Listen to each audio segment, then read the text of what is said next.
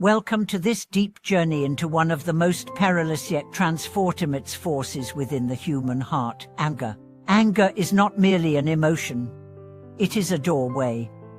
A single thought of anger can destroy years of virtue, while a moment of clarity in the face of rage can lead directly to awakening. The Buddha did not exaggerate when he said that anger is the most difficult to cure. It is the fire that blinds, the poison that seeps into our thoughts, the demon that disguises itself as righteousness. Today, we will unfold the layers of this potent force and explore how understanding it can be the turning point between suffering and freedom. Anger often arises quickly, like a flash of lightning. It feels powerful, almost intoxicating.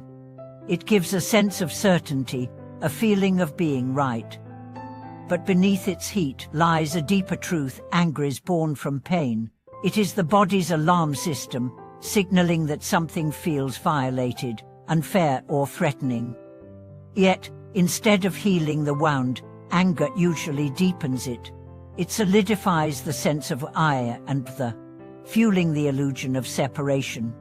In the Dhammapada, the Buddha says, "He who controls his anger is truly strong." But this is not about suppression.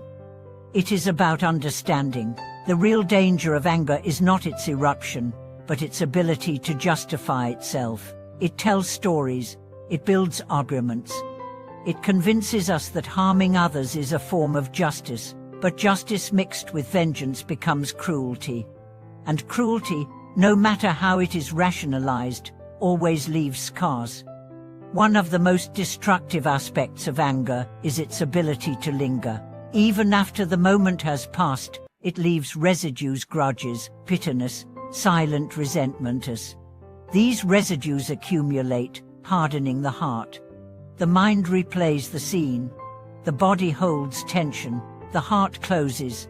Slowly, almost imperceptibly, we become prisoners of our own story. And when new conflicts arise, they do not come to us fresh. We meet them with the weight of our past. To understand anger, we must go to its roots. At its core, anger is a response to unmet expectations. We expect fairness, kindness, agreement. When these are denied, the mind contracts. It demands the world to be different. This contraction creates suffering, and in that suffering, anger emerges as both shield and sword. It protects our wounds, but it also prevents healing. This is why spiritual practice does not begin with removing anger. It begins with seeing it. When anger arises, the first task is not to act, but to observe. Feel its heat, watch its movement, listen to its voice. Do not deny it. Do not obey it, just witness it. In that witnessing, something shifts. The anger loses its grip. You are no longer inside it. You are aware of it.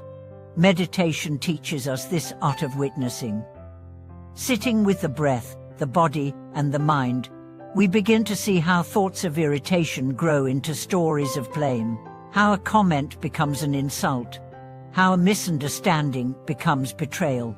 We see how quickly the mind builds a fortress of anger. And in seeing, we reclaim our power. But seeing is not enough. We must also transform.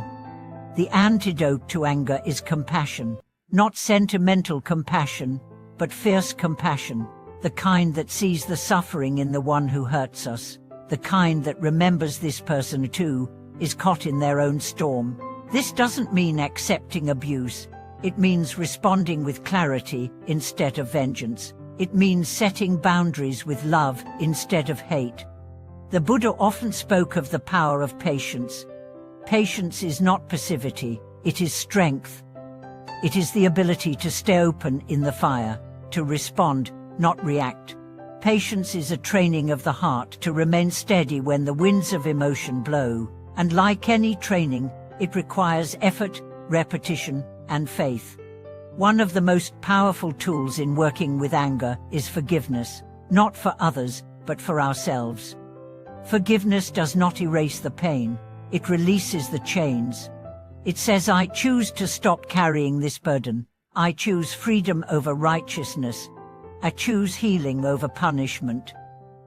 This is not easy, but it is liberating. Another essential insight is impermanence. Anger thrives on the illusion of permanence. It says, they always do this, or this will never change. But nothing lasts, not the insult, what the offender, not the pain. Everything passes. When we remember this, anger loses its drama. The mind calms, the heart softens. Anger also teaches us about identity. Who is the one who is angry? What part of the self feels threatened?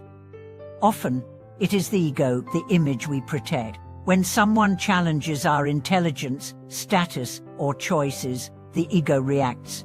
But when we look deeper, we see that these are masks. The true self needs no defense.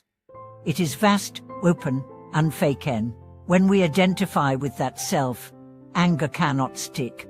There is also a karmic dimension to anger. Every act of anger, every harsh word, every hostile thought plants a seed, and these seeds grow. They attract conflict, they create suffering, but the opposite is also true. Every act of restraint, every choice to pause, every moment of kindness plants seeds of peace. The law of cause and effect is impartial. It gives us what we give the world. In the teachings of the Buddhist offer, anger is seen not as an enemy, but as a teacher.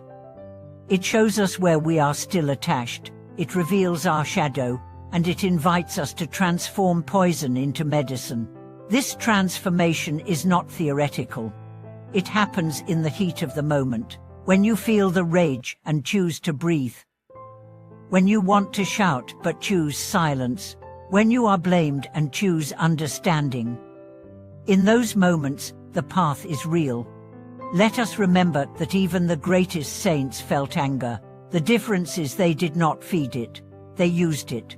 Anger can illuminate injustice.